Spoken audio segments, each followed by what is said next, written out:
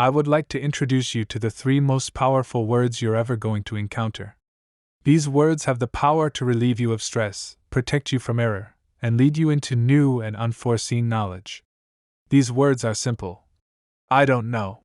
When these 3 words are said in this order, particularly about a subject you have not had the opportunity or interest to investigate, you are no longer responsible for providing information on the subject. They can be an invitation to investigation.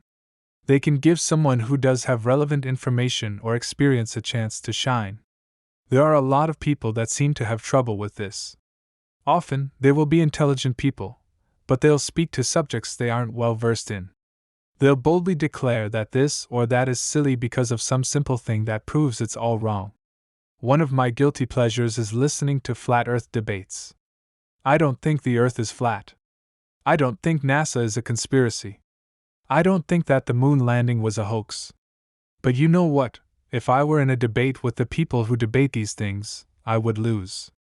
Not because they're right, but because there are a lot of things to do with cartography, refraction, and camera lenses that I don't know. I wouldn't know how to take a picture with a camera that didn't have distortion. I don't know how much refraction makes it so we can see over what should be the edge of the planet.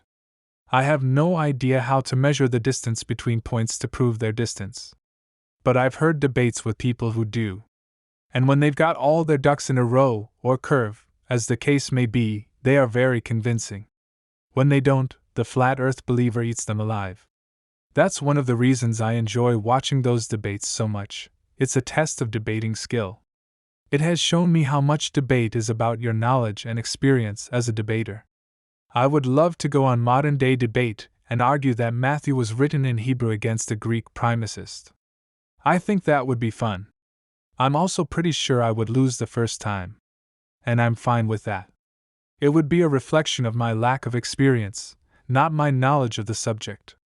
There's another subject that I don't approach with quite the same feeling, though.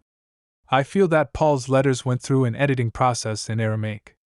For that reason, I'd pull my translation from the Peshitta version of Paul's letters.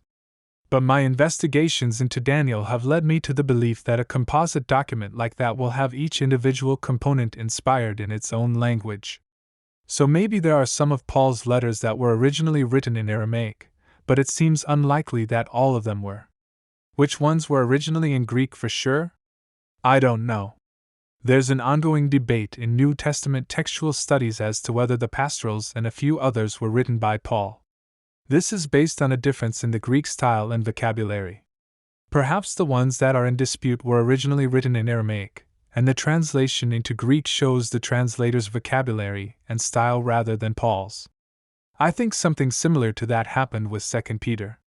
Or maybe that's backwards, and the disputed letters are Paul's original Greek, and the others were originally in Aramaic.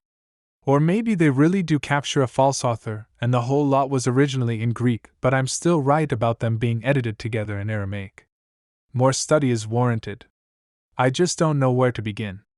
Admitting that I don't really know allows me to enter into those conversations open-minded.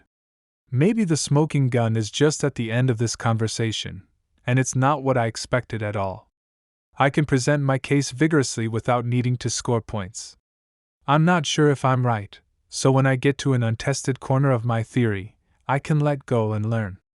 Maybe even learn that I'm wrong. Throughout history, wise sages have had difficulty with this. For some reason, we tend to cling to those who express certainty. Within religious circles, I've found this fear of uncertainty can be downright debilitating.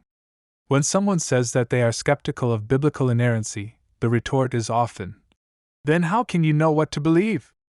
The Roman Catholic answer to Protestant and Orthodox brothers that are skeptical of papal infallibility is similar. Many ex-Christians will give their moment of deconversion as the moment their pastor was proven wrong on some vaguely interesting point.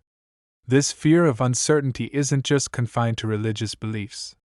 When the possibility of the Large Hadron Collider creating a black hole and destroying the world was raised, it caused fear and panic among those who didn't understand the physics. I think that we should learn to get comfortable with uncertainty, if for no other reason than it is a more honest way to approach life.